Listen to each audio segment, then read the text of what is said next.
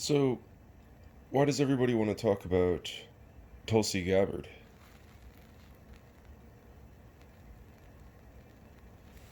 I mean, what did she do that was so great? Is it all the lashing out?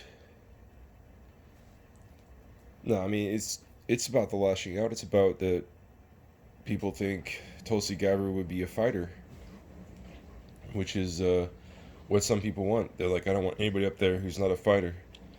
Some people, uh, they want Biden because they think he can win. They think he's connected within the establishment and Warren, and if those guys can get things done and they won't be too far to the left, they won't be too far so that they can't get Republican voters, they won't be too far so that they can't be realistic and win, or something generally.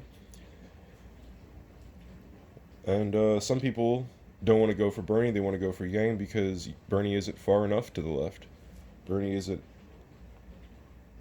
free and, like, creatively thinking enough about the matters, and he's not going far enough or being open minded enough. So some people, some segment of the Democrats, would prefer to go with Yang. We're all split up, and then maybe there is something to be said about a unity. But what good is that? Because some people only want the fighter of Tulsi. Some people only want the bold, um, what do you call it? Far-reaching, totally novel and exciting. Something totally different from Yang. And new and something totally radical transformation of the country and of our lives. Just something totally kind of new and like new ideas. Some people are only for Bernie and convinced that he's the best and pretty unshakable and unchangeable in their views there. Some people are just nostalgic for Obama and like Biden. Some people just think a woman should get elected and are voting a woman. They're are tired of males, all the masculinity in politics, and they're ready for something different. And they like Warren. Maybe they believe Warren that Bernie said women couldn't be president. Um, but what I want to talk about is Yang and Bernie, because the Petes and the Bidens and the any mainstream candidates completely bore me. And obviously, if you're just an inside person, you're just a Clinton or a Biden or whatever, obviously we know what you're about and we know what to expect. And another Bill Clinton, another uh, run of the mill John Edwards, like, John Kerry, like, simple, simple, dumb yes man mediocrity, and Al Gore, just these boring, dull, unimaginative figurehead just faces. They're not much more than the pundits on TV. So I care a lot about politics. I intend to vote for Bernie Sanders in the primary and hopefully in the general. And I'm happy with my Oregon Democrats, so I'm going to vote for all of Kate Brown and Kate Brown uh, and all of her kind um, around in Oregon. But and then hopefully, yeah, voting for Bernie all the way in the primaries and election. That's what I intend to do. Not just talk about politics, but actually vote. Um, but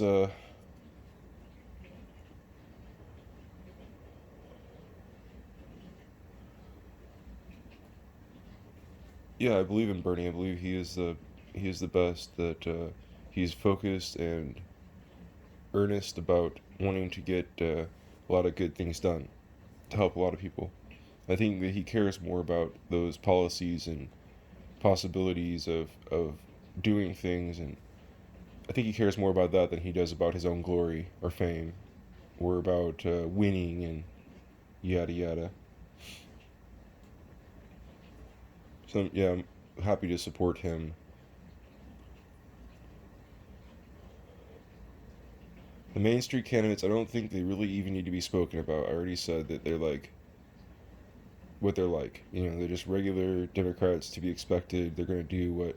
And Warren is like that too. She may try to have the policies of Bernie, but she's going to be another Obama at best. Maybe more like a Clinton.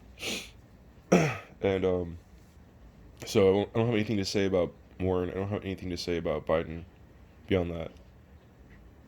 To me, they're completely obvious. Tulsi seemed to used to think that she was just like Bernie. I mean, I thought she was a lot like Bernie, and that her and Bernie were pretty much voting for like very similar, candidates. Maybe a different maybe they're different gender, different like sort of racial background, but they are. I thought they were pretty similar. Tulsi diverged from that. She kind of lost her crap when she was attacked by like Hillary and called the Russian, and you know she kind of went a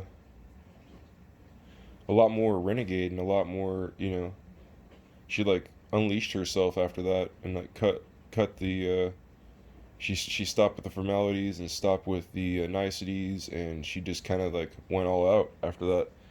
And she's skipping primaries. She was calling things out.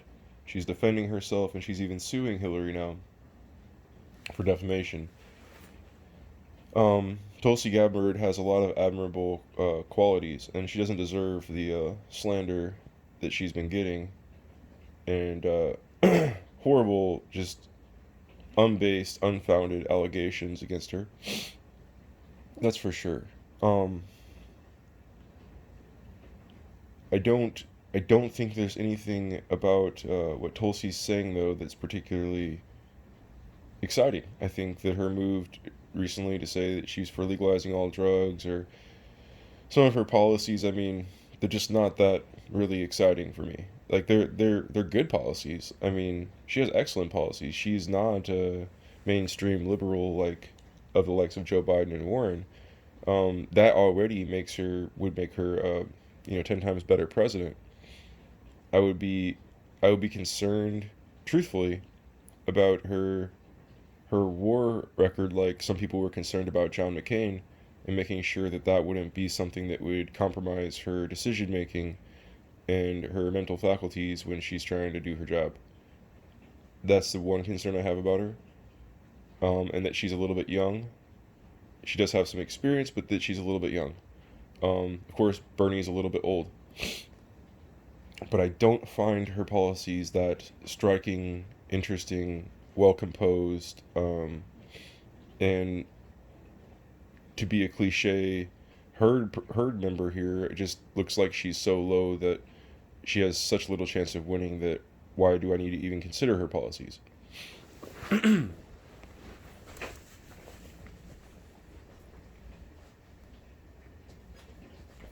So the only two candidates running in the Democratic primaries, the only two candidates that really are interesting, no matter how many times people want to say Tulsi Gabbard's name on all my independent, news channels yesterday, Redacted Tonight, or Jimmy Dore, or Tim Black, or Ron Placone, or Graham Elwood, or who am I leaving out? A couple other folks, Kyle Kulinski and Humanist Report. Sometimes I'll subscribe and unsubscribe to them as Kyle goes all out on defending Sink, or as the Humanist Report,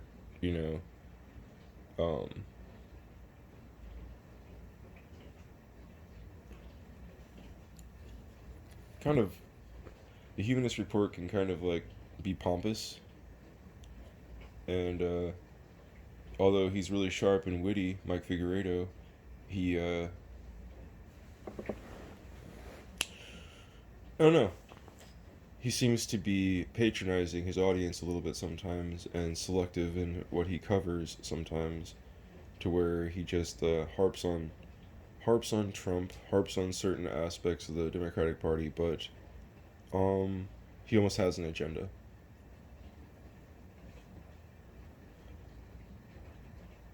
So I care a lot about media.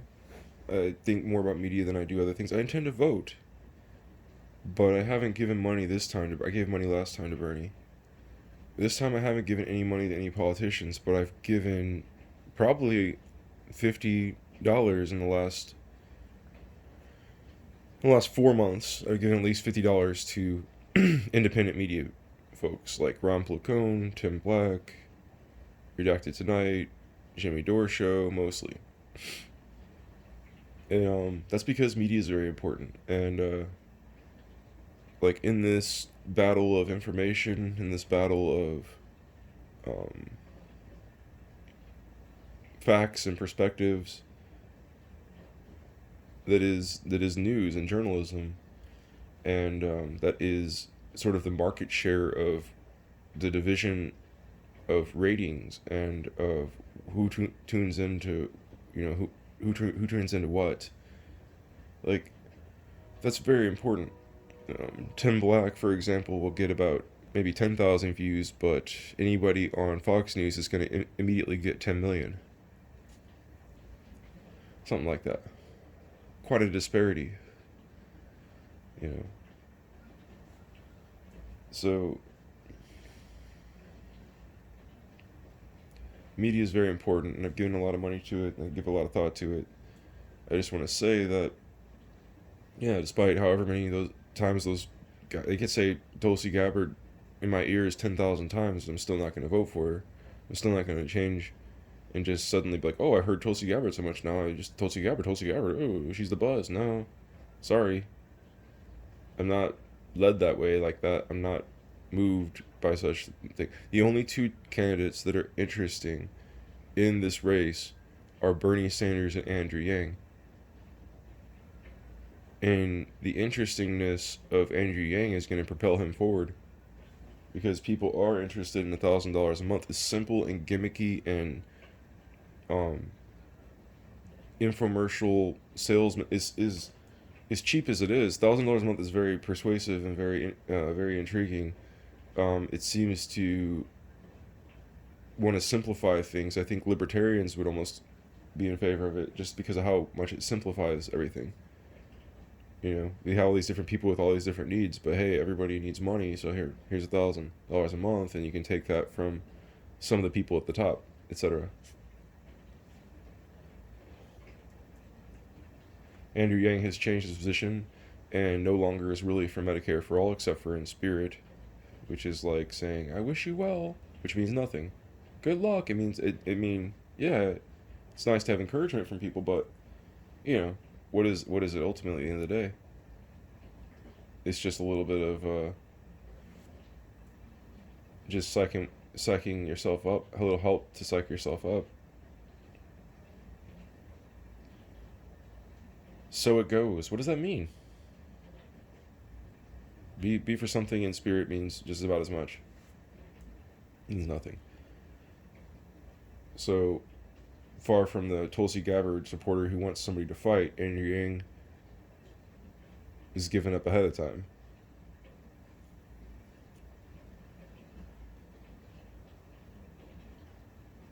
Andrew Yang is still, however, extremely interesting. His policies, his new approach, his almost fearlessness and poise and undauntedness, and his ability to push through, persevere, not back down, not flinch, not be too scared. He's got some stuff. He's got some qualities that are very much able to grab one's attention, and that are very charming. especially so in a politician. However, he's throwing shit together. He's pulling stuff out of his eye. He's really, literally, whimsically throwing out, this $1,000 solution, which could be more of a problem than a solution. And we, if you're really scrutinizing things here, just by looking at him, just by listening to him when he's talking about it, he really has not thought it or done the math. He tells you he's good at math, and you accept that. And it's funny, joke. But it's honestly a very complex situation, our economy, and not something you want to just go tinker with on such a mass scale that it could all, you know, fall into disrepair. It could just be like, um, it could be a huge setback and um, something hugely problematic as well if something like inflation were to occur. If corporations are given leeway and free reign to figure out loopholes and ways to take everybody's $1,000 a month, to where, and pharmaceutical, whatever, medical companies and whatever it is, and landlords, whatever angle they can just poach that thousand right back from us a month. I mean, inflation. So, I mean, he's a little reckless and foolhardy. But it doesn't matter. I mean, his policies are very exciting. Like, him and Bernie are the only people that are offering the American people anything running here. I mean, if you really want something to happen in this country, you don't believe the hollow words of Warren or the ineffectual, ultimately pointless lashing out of Tulsi, who is not going to win, who's not going to be more popular than Yang or Bernie ever in this race. Yang and Bernie are really the only interesting people, and they're only interesting main contenders. And Yang hasn't had the great, you know, ascension in ratings that I was kind of thinking he would. I thought he would get up to like 17%, like in no time, because of his like what 9%, 7-9% popularity, all the young people, all the very passionate followers he has, lots of support in California. I could see Bernie going way up as people start paying more attention to this. Or sorry, I could see Yang going way up in support as people pay more attention to this race and this matter. Hasn't happened yet, but I bet he reaches. I bet he reaches like 17% or something. I bet he's a main contender. And the more is I think a phenomenon with it that the more realistic he seems, kind of like I'm talking about with Tulsi, that I don't think she's going to soar or surge no matter what. Um, as Yang's exciting actual ideas and stuff become more of a potential to where people are like, oh, this actually could feasibly, realistically happen. He might actually win. He might actually have a shot here, a chance here. People say that and think that to themselves. They're going to start supporting him, and because what they want is the 1,000 a month. I'm sorry to belittle or be too simplistic or some presumptuous here. Honestly, though, that is the main deal. He kind of talks about it like with 70% of his time. He's all just repeating about how great the UBI freedom dividend he's offering would be for everyone, and says it with a smile. But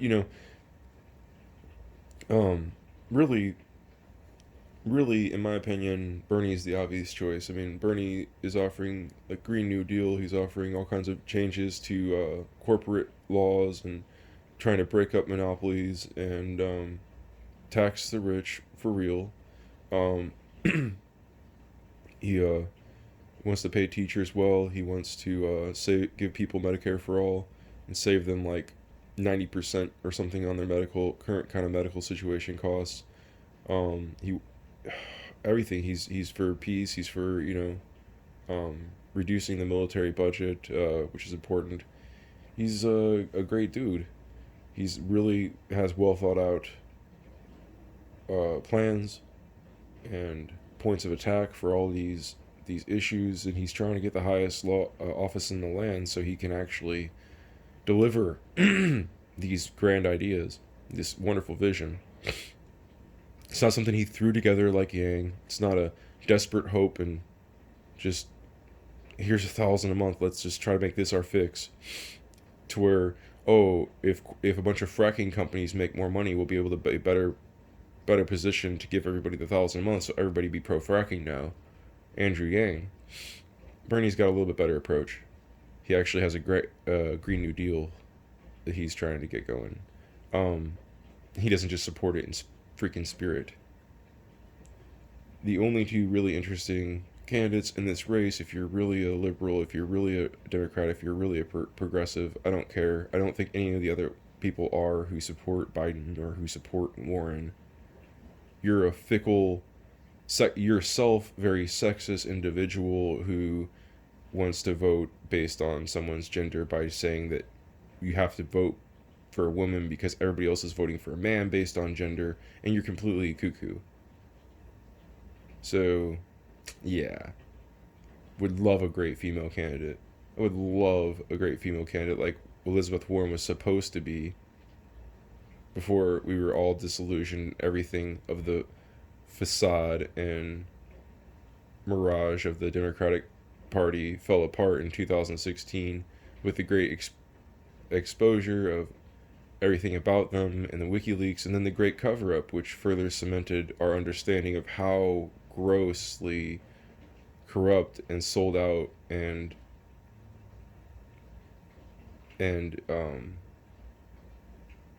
derelicting of duty, irresponsible, like how pathetic and incompetent and unreliable the media at large was, in the Democratic, the Democratic Party's corruption, the left side's corruption, and disgusting,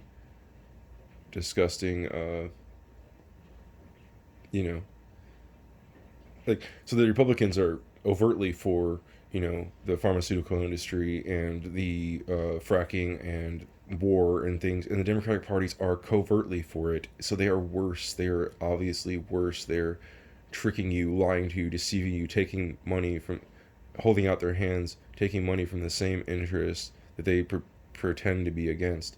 They are disgusting, and so we need ones that are actually going to try to fix the gross greed, pervasive greed that is all strewn throughout everything in the medical industry in this country. Yeah, we need an actual Democrat, and Bernie and Yang are the only actual Democrats, and Yang's a freaking joke. Go vote with some freaking sense. Thank you. Have some freaking common sense. See through the noise and all this nonsense and just vote with some damn common sense. Vote Bernie Sanders.